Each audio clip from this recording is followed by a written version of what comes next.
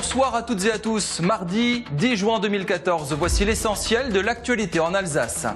Championnat d'Europe d'escrime, Anstedt out. Une grève demain à la SNCF et reportage retour sur la saison de la SIG. À la une de l'actualité, le Conseil unique d'Alsace. Oui, ce fameux conseil rejeté par référendum l'an dernier. Le député Eric Stroman a fait une sortie remarquée cet après-midi à l'Assemblée nationale devant le gouvernement. Il a replacé l'idée d'une fusion des deux départements Haut-Rhin-Bas-Rhin pour contrer la fusion Alsace-Lorraine, néfaste selon lui. Stroman, député UMP du Haut-Rhin, représente 18 parlementaires alsaciens qui refusent le projet de mariage des deux régions. L'homme s'est fait copieusement siffler, surtout par le banc socialiste et Armand Young, député PS de Strasbourg. Le gouvernement, bien évidemment, ne veut plus entendre parler de ce conseil unique et maintient son cap, marier les régions entre elles et donc l'Alsace à la Lorraine. Une grève à la SNCF démarre ce soir pour une durée de 24 heures reconductible. Les syndicats annoncent une participation importante des cheminots. Ils ne veulent pas entendre parler de la réforme ferroviaire et d'évolution de leur statut ou méthode de travail. Syndicats, direction et gouvernement discuteront jeudi du projet de loi. En attendant, attendez-vous à des retards ou annulations pour le trafic grande ligne ou TER. Entre Colmar et Mulhouse, par exemple, il ne devrait y avoir qu'un train sur 3 en moyenne. La chose est inhabituelle et fait dire que c'est toujours le cordonnier le plus mal chaussé. La caserne des pompiers de Lauterbourg a brûlé la nuit dernière. 1200 mètres carrés de bâtiments sont partis en fumée. Près de 150 pompiers ont été mobilisés. 5 d'entre eux ont été blessés durant l'intervention. En fait, le feu se serait d'abord déclaré sous la toiture d'une maison accolée à la caserne avant de se propager. Sport avec les championnats d'Europe d'escrime organisés à Strasbourg. Grosse déception pour le régional de l'étape, Vincent Anstedt, éliminé en 16e de finale par l'Ukrainien Yadokka. Euroescrime, nous y serons dans quelques minutes avec Lionel Augier. Et du basket, la SIG fait le bilan de sa saison quelques jours après sa défaite face à Limoges en finale des playoffs. Reportage Mélodie Schwertz. 5 jours après la défaite en finale face à Limoges, la déception est encore grande du côté de la SIG. Un titre de champion envolé, des regrets difficiles à digérer, mais qui n'entachent pas une bonne saison. C'est une excellente saison, mais malheureusement, il y a une équipe qui fait encore une meilleure saison que nous.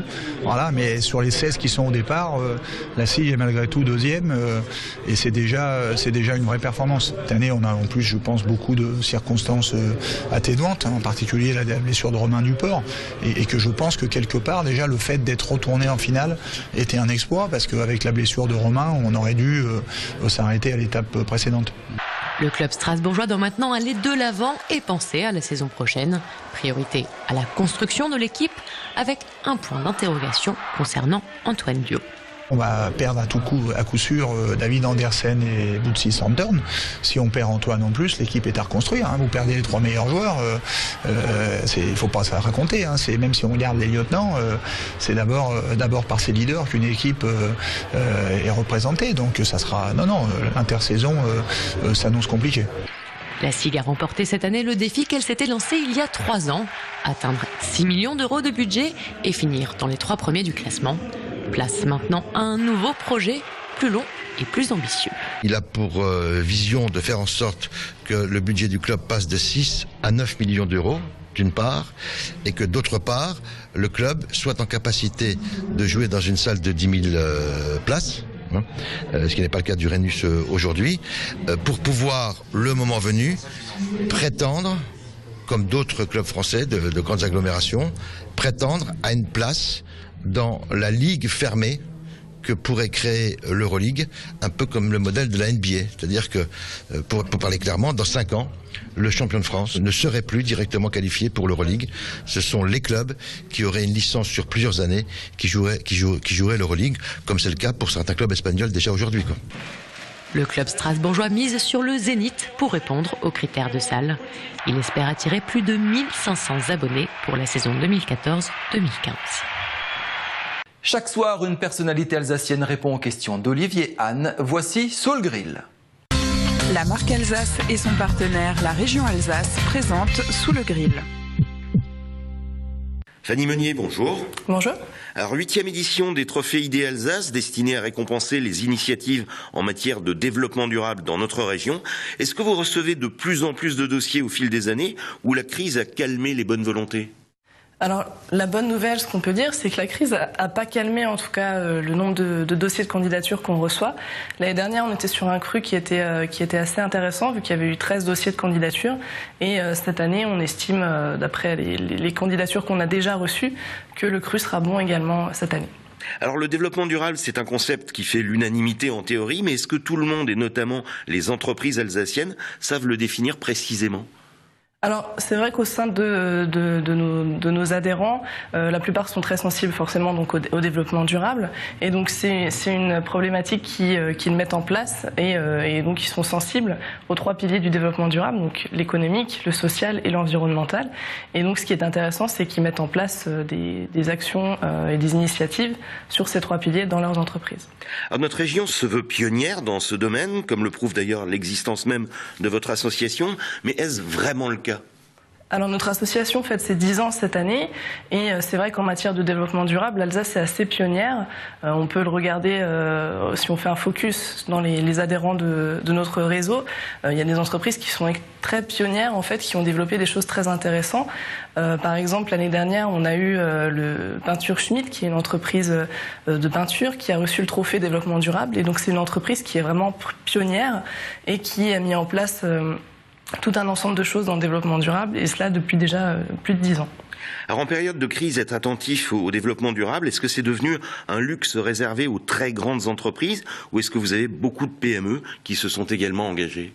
Alors je dirais que là, au niveau des entreprises, la plupart sont sensibles au développement durable, que ce soit à la fois des grands groupes ou des PME, voire même des TPME.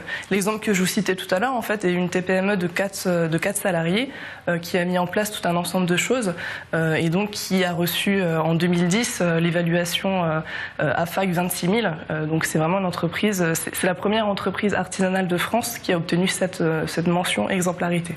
Alors est-ce que les lauréats mettent ça en avant, le fait qu'ils aient reçu un prix? Est-ce que c'est un atout commercial ensuite? Alors, ce qui est intéressant par rapport au trophée, c'est que, bon, déjà, bien sûr, vous pouvez recevoir le trophée développement durable et il y a d'autres trophées également. Et ce qu'on propose aux candidats, donc pas seulement aux lauréats, mais également aux candidats, on propose une vidéo, en fait, de quelques minutes pour justement présenter leurs projets et les mettre en avant. Donc, il y a tout un ensemble d'outils de valorisation qui sont mis en place pour les candidats. Alors tout le monde peut participer, ça n'est pas réservé à vos adhérents. Quelle est la démarche à suivre? Alors en fait, pour participer, c'est assez simple. Donc vous pouvez aller sur le site idalsace.com. Là, vous aurez le dossier de candidature qui est à me renvoyer avant le 10 juillet. Donc c'est ouvert principalement aux adhérents du réseau IDALSACE. Et si vous êtes intéressé, ensuite nous on peut vous rencontrer, voir comment, si vous souhaitez adhérer également à IDALSACE. Et voilà. Fanny Meunier, merci. Merci à vous. La marque Alsace et son partenaire, la région Alsace, vous ont présenté Sous le grill. L'alerte orange de Météo France est levée concernant les orages. Il y en aura ce soir dans la région, des orages qui pourraient être localement forts. Voici la météo régionale présentée par Wassila Moussaoui. La météo avec le groupe Stylé qui depuis plus de 45 ans souffle le chaud et le froid pour votre confort.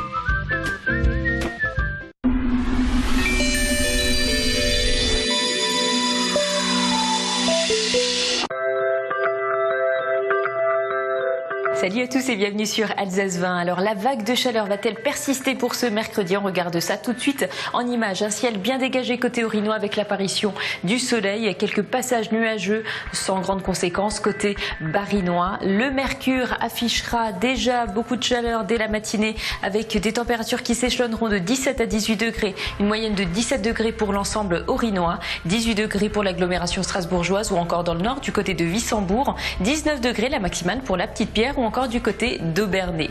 La tendance pour l'après-midi, eh bien la situation se dégrade avec l'arrivée de faibles averses sur l'ensemble du territoire. Côté Mercure, eh bien la chaleur persiste puisqu'on atteindra une moyenne donc de 28 degrés côté Orinois, 26 degrés la minimale prévue côté d'Aubernay ou encore pour la Petite-Pierre, 27 degrés donc pour Wissembourg et 29 degrés la maximale pour Strasbourg. La tendance pour le lendemain, une tendance ensoleillée avec des températures qui varient varieront au cours de la journée de 16 à 26 degrés. On termine par l'éphéméride de ce mercredi. Nous embrassons les Barnabés. Le soleil se lèvera à 5h26 pour nous quitter à 21h30 et nous gagnons 1 minute d'ensoleillement. Je vous souhaite de passer un excellent moment sur Alsace 20.